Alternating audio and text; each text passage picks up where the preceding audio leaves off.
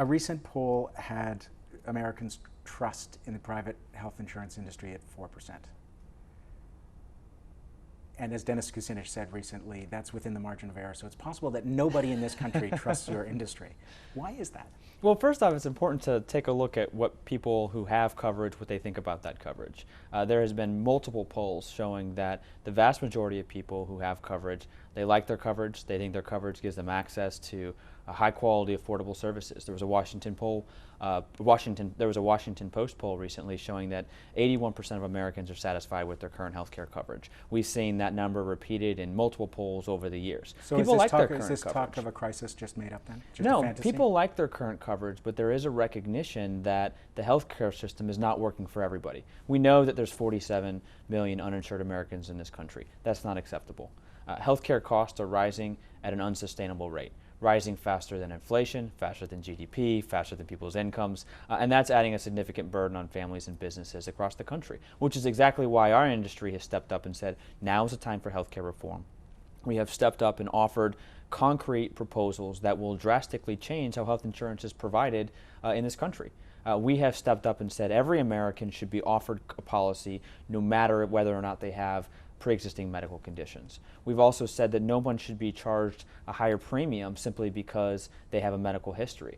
And to make that work, we said everybody needs to participate. We need to get everybody into the system. Now, that's a framework for reform that we think can work, can pass, and can get sustained. So what you're basically saying to me is to eliminate those main ways that you exclude people from coverage and have done so for a long time, you want 50 million more people in the market for you to have as customers. Well, it's the only way it works. We did an analysis looking at what has worked in the different states across the country.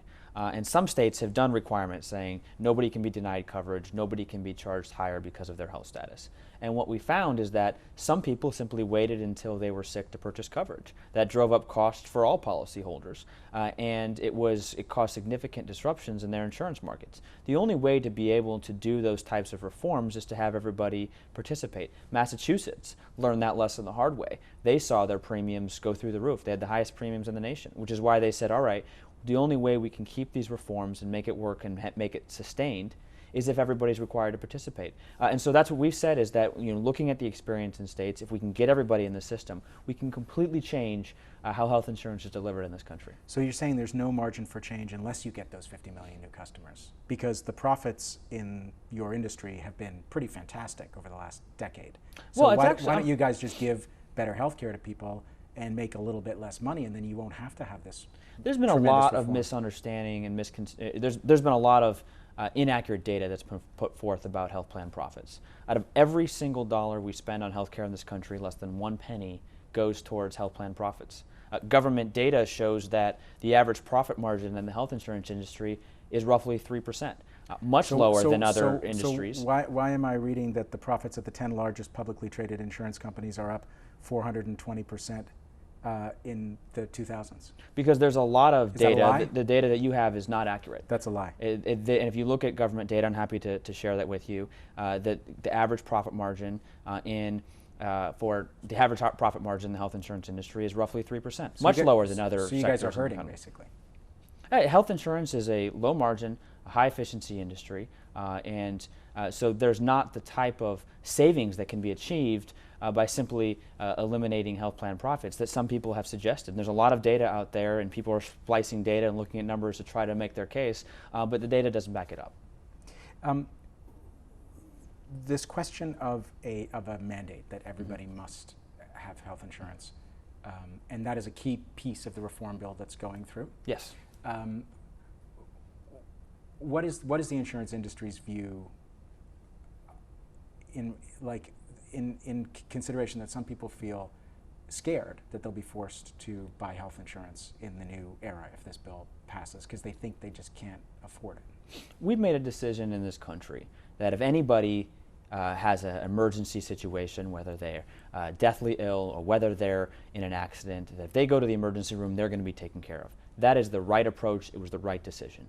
But if we're going to have that type of system, we also believe that everybody should be participating and everybody should be contributing and to help pay for those costs and to spread those costs out throughout the healthcare system, so we don't have people who are simply saying, I'm not going to get coverage, but I'm going to want people to pay for me and care for me if I get sick or if I get injured. So if we can get everybody in, if everybody's taking some personal responsibility, then we're able to do fundamental overhaul of health insurance. So the people who can't afford it? Oh, we have to provide assistance for people who can't afford coverage. We need to have a strong safety net so nobody falls through the cracks. In fact, subsidies from the government for people to buy insurance. Well, we've proposed expanding Medicaid, so everybody up to 100% of the federal poverty line is able to get Medicaid coverage. Right now we have a fragmented system in this country where every state has different eligibility categories for people eligible for a program. We said no. Anybody in poverty should be able to have access to Medicaid. We've also said... Right, but this is another game with numbers, because the poverty line in this country, everybody knows, is absurdly low. $11,000 a year for an individual is what you're calling 100%. What is 100%? But in many states it's below that. So at a minimum we have to go up to 100%. I mean, how many more people is that going to cover? I don't actually know the data, like but there's a handful, though, right? There's a decent number of people that are eligible for programs today who aren't signed up. What about just covering everybody in the entire country with a public system that doesn't need administration of the same level, that doesn't need profits, that works in other countries that are as rich as, or almost as rich as the United States? Well, first off, the American people don't want a government takeover of the healthcare system. There have been poll after poll after poll showing that the American people want to build on what's working in the current healthcare system. Health insurance plans are bringing innovation. They're bringing programs that are promoting quality and safety and value and helping to bring down costs. And we're proud of our track record and the services that we're providing to policyholders across the country. And the American people, and the statistic we started off with, the vast majority of people who have coverage, they like their coverage. They want to be able to keep it, which is why you're hearing every politician say, if you like your coverage, you're going to be able to keep it. There's a bit of a striking contrast between this world that you're describing, where most Americans are happy with their health care coverage, and the undeniable momentum for change, which is born of a crisis. People are suffering. People are being denied coverage. People are getting sick and going bankrupt in huge numbers. Because we have significant, because while the system's the insurance working, industry has no responsibility for that. We've been saying, 3 years ago, we were one of the first organizations to step up and say, now is the time for healthcare reform. We've got to get everybody in the system. We have to address the serious flaws that exist in our current healthcare system. Right now, there are 47 million people who don't have healthcare coverage. That is not acceptable. We have to, and people realize that, and people looking around. So you want the government to change the system so more people are covered better? We absolutely has to be a public. But that's not a government takeover of the system. No, it's got to be a public-private approach to healthcare reform. Where the government pays for poor people to buy insurance from you, but you get to keep all the rich it's where people who pay more money. It's where we have a strong safety net, where we have strong rules, but there is a private system that's competing based on price, competing based on value, so we're getting the best out of the system that we can. It's a uniquely American approach, and that's the type of approach the American people want. So the public-private partnership that you're describing would then include a public option for insurance? We do not support a new government-run plan. Patients, providers, employers have all raised concerns about the significant disruption that a new government-run plan would have in our healthcare system. And 72% of people just told the New York Times CBS poll that they want a public plan. It's interesting because there's a lot of different polls out there asking about the government-run plan and whether people support it. And if you give people, ask them what are they willing to give up to be able to have a new government plan, there's a lot of people say, you know what, I don't want to give up anything for it. And if you give a choice between doing the types of market reforms that we were talking about versus having a new government-run plan, you actually see more people will choose to do the market rules that build on the current system. So, but just to be clear, you talk about a public-private system, but you want the private system to be the one that gets all the money from the government, and you want the public system just to be the one feeding the money into it, but you don't actually want public insurance because that would take away. We think the government has a very important role in the healthcare delivery system. We need to strengthen the Medicare program. We proposed expanding and old people, the people who need the most Medicaid. Expensive healthcare coverage, you want the government to take care of.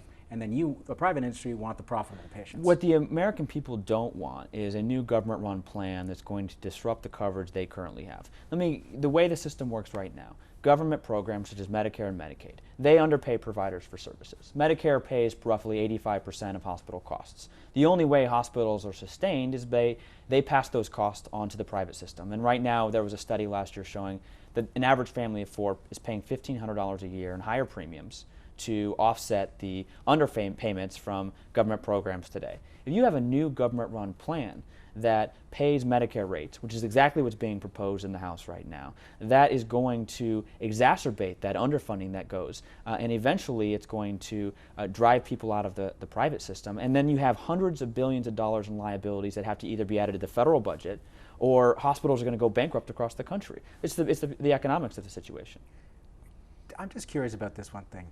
Why do you and Republicans call it a government takeover of healthcare? We have not used that term. You used it in this. We use it's a government-run plan. No, but you talk about a government takeover of healthcare.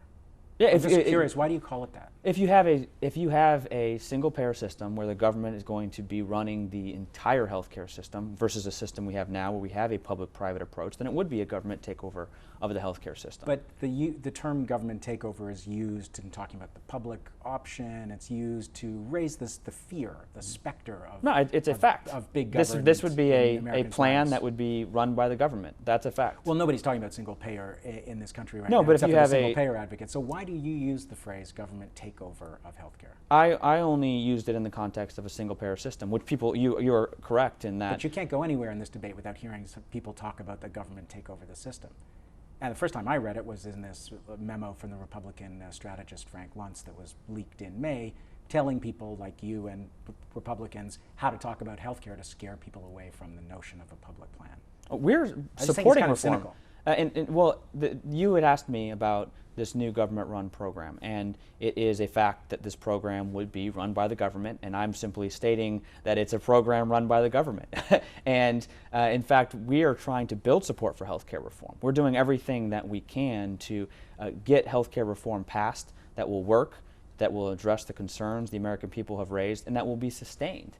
And in fact, this week we launched a national television advertising campaign in support of bipartisan healthcare reform. We believe it's important that the American people understand that we've stepped up and offered proposals that will fundamentally change how health insurance is provided in this country, that we think that nobody should be denied coverage because of their health status, that no one should be charged a higher premium because they have a pre-existing condition, and we think it's important the American people understand that. People inside the Beltway understand that, but the American people need to know what healthcare reform is going to mean for them. So what is stopping you from just doing those things right now? Why wait? Because why if we wait don't, for the government to tell you to stop denying coverage to people with pre-existing conditions? Why not just stop? It's inhumane. If we don't have everybody participating in the system, then premiums will skyrocket. Healthcare coverage will not be affordable for people across the country, and we're going to have more people who are in the unfortunate circumstance where they can't afford coverage and they're left out of the system. That's not acceptable. We need to get something done where we can have everybody in the system, where people are getting high-quality, affordable healthcare coverage. I interviewed Wendell Potter for this piece. I'm sure you're familiar with the guy. I don't know if you ever worked with him when he was at Cigna. I have not, no.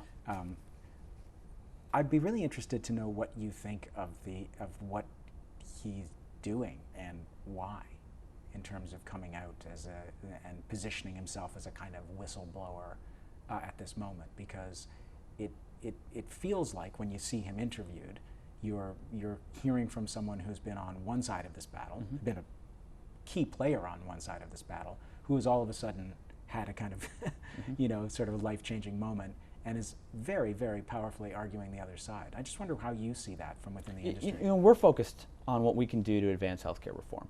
Last summer, we went on a nationwide listening tour, and we heard directly from the American people what their healthcare concerns were. And we've been focused on totally sweet story, but I'm asking about Wendell Potter, who is totally committed to a completely different vision of healthcare reform than what he was arguing for as head of corporate communications for one of the biggest companies in your industry group, a year ago. Well, I can't speak for somebody else and why their positions are and what they feel about reform. I can only speak for what our industry is doing and our strong commitment to reform. It's something that we've been working on for more than 3 years now. But We're he going says to that you continue to do that. guys lie and twist numbers and deny people coverage and do everything to maximize the bottom line at the expense of people's health. And he says it as someone who was participating in it for more than 20 years. We're So is he lying? we're proud of our record of providing quality services to people across the country, of what our industry has been doing over the last 3 years to develop workable, constructive policy proposals that are going to address the concerns we heard from the American people. This is something our industry and the CEOs from our industry across the board have been spending countless hours in interviews, in meetings and conference calls, developing proposals that are going to work, that are going to address the concerns that we've heard from people across the country, and we're going to continue to do that. What do you think of the amount of money that's being spent on lobbying right now? The Washington Post reporting $1.4 million a day in this pivotal period. It seems like it's a bit of an uneven playing field, the people versus the industry, in terms of who has access to the politicians and who's got the money to convince them right now. We're doing everything we can, and we're putting all of our resources behind advancing reform, advancing proposals that are going to address the needs and the concerns of the American people. And of your shareholders.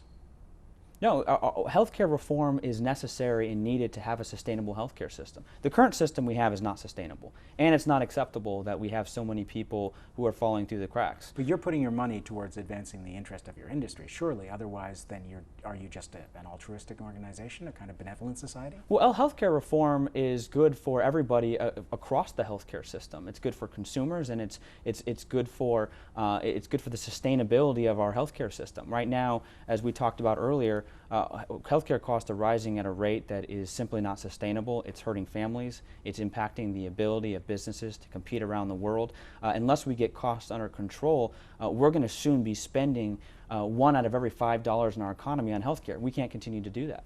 So it just seems like if you're spending a lot of money to shape the reform to the way your industry wants to see it, that you're protecting your profits in a broken status quo and not really changing the system, which you've made no effort to do until now when the momentum is undeniable.